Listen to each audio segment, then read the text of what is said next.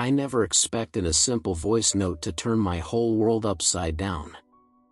But that's exactly what happened. It was a Thursday afternoon, one of those sluggish, forgettable days that drag on endlessly. I had just finished a long shift at work. My back ached, my mind was foggy, and all I could think about was collapsing onto the couch with a cold drink. My phone buzzed in my pocket as I unlocked the door to my apartment. It was her, Emily. We had been together for almost 4 years. For years of birthdays, holidays, late-night talks, and promises about the future. For years of believing that I had found the one. I smiled when I saw her name flash on the screen. She must have been thinking about me too. There was a voice message waiting for me. I pressed play without thinking much of it, expecting something sweet, maybe her telling me she missed me, or a funny story from her day. But as soon as her voice filled the room, I knew something was wrong. There was a long pause at the beginning of the recording, followed by a shaky breath. I could hear her fumbling around, the faint creak of a chair, the distant murmur of voices, and then she spoke. I don't know how to tell him. I feel so guilty, but I can't keep pretending. It's not fair to either of them. Them? I frowned, sitting down slowly. What was she talking about? The recording continued, her voice barely above a whisper.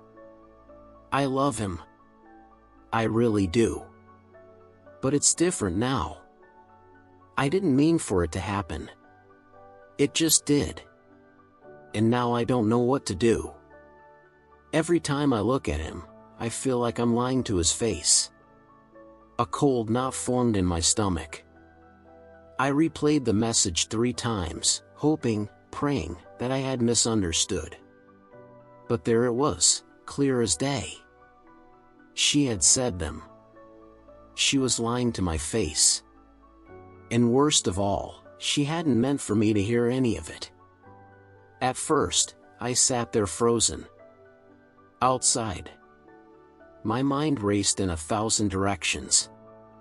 Was she talking about me? About us? Or was there someone else? I wanted to call her immediately. I wanted to scream, to demand answers. But something inside me, a small, still voice, told me to wait. To listen. To watch. To know the truth before confronting her. So that's exactly what I did. The days that followed felt like walking through a minefield. Emily came over the next evening, same as always. She kissed me hello. She laughed at my jokes. She curled up next to me on the couch and asked me about my day. And the whole time, I watched her like a stranger. Every smile, every touch, every glance, I saw them differently now. Was it guilt in her eyes when she looked at me? Was there hesitation in the way she held my hand? I started noticing little things I had overlooked before. The way her phone was always face down now. The new password on her lock screen. The random late-night study sessions with her friends. Piece by piece, the puzzle started coming together. One night, while she was in the shower, her phone buzzed on the nightstand. Without thinking, I picked it up. It was a message from someone named Ben. Ben? I didn't know a Ben. The message was short. Last night was amazing. I can't stop thinking about you. My heart slammed against my ribs so hard I thought I might pass out. I scrolled up, my hands trembling, and saw a string of messages, some innocent, some not so much. Photos. Plans to meet. Pet names. Private jokes. It was all there. Undeniable. She wasn't just lying to me, she was building a whole other life behind my back. I sat there in the dark, staring at the glowing screen, feeling like the ground had cracked open beneath me. Part of me wanted to confront her right then and there, to throw the phone at her feet and scream until I had no voice left. But another part of me, the colder, calmer part, wanted something else. Proof. Closure. Revenge. Instead of bursting into the bathroom and blowing everything up, I set the phone back exactly where I found it. I wiped my fingerprints off. I acted like nothing was wrong. And then I started planning. Over the next few days, I gathered everything I could. Screenshots of messages. Photos of her meeting friends late at night. A copy of the voice message she had sent me by mistake. Everything. I was methodical.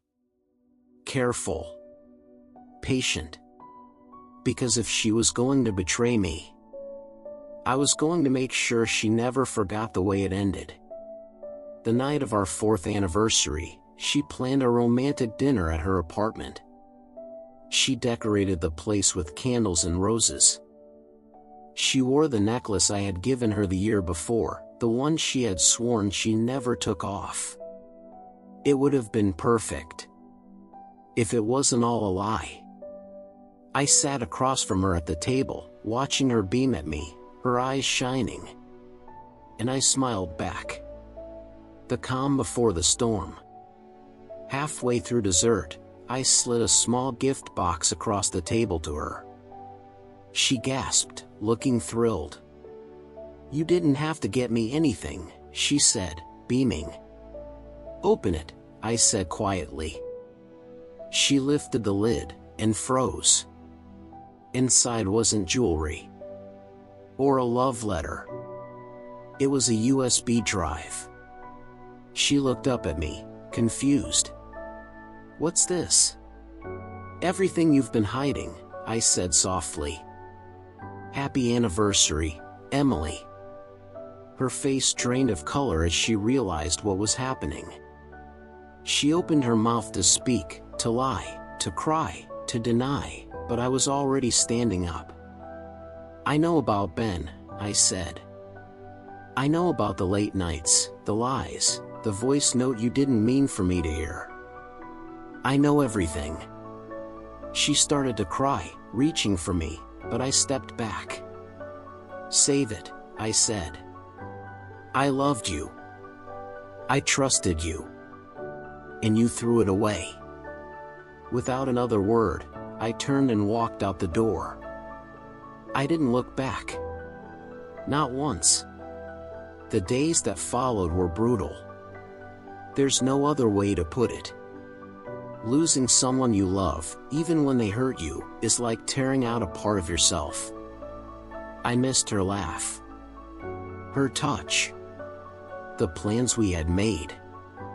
But I also missed who I had been before she broke me. The man who trusted too easily. The man who believed in forever. That man was gone now.